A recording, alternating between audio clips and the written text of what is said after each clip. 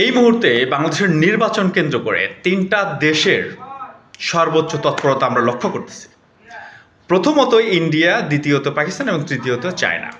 কারণ প্রত্যেকেই তাদের নিজ নিজ দেশের স্বার্থ বাংলাদেশের উপর চাপিয়ে দিতে চায় এবং তারা চায় তাদের পছন্দের যে প্রার্থী আছে তারা কিন্তু নির্বাচনে জয়লাভ করে সরকার গঠন করে। বিশেষ করে আওয়ামী লীগের পরবর্তী সময়ে ভারত চায় অবশ্যই বিএনপি বাংলাদেশের রাষ্ট্র ক্ষমতায় আসুক।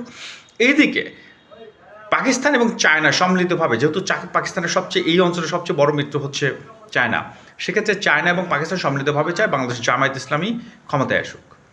এবং এই চাওয়াটার সাথে আমেরিকার চাওয়াটা কিন্তু অনেকটা মিলে যায়। এককভাবে তারা তিন দেশে আলাদা আলাদাভাবে চায় জামায়াত ইসলামী ক্ষমতা আসুক, কিন্তু বাংলাদেশের রাজনৈতিক ভারসাম্য এবং বাংলাদেশের বৈশ্বিক রাজনৈতিক যে প্রেক্ষাপট, সেখানে কিন্তু বাংলাদেশ জাতীয়তাবাদী দল ক্ষমতায় আসলে ভারত এবং আওয়ামী লীগ দুইটা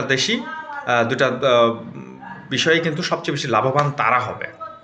সুতরাং দেখা যাক এইখানে যে রাজনৈতিক তৎপরতা, কূটনৈতিক তৎপরতা এবং গোয়েন্দা তৎপরতা চালাচ্ছে, সেইখানে পাকিস্তান এবং চায়না জিতে নাকি ভারত তাদের আধিপত্য বিস্তারের যে ধারাটা সেটা অব্যাহত রাখতে পারে, আমরা আসলে সেটা 12 তারিখের নির্বাচনেই দেখতে পাবো।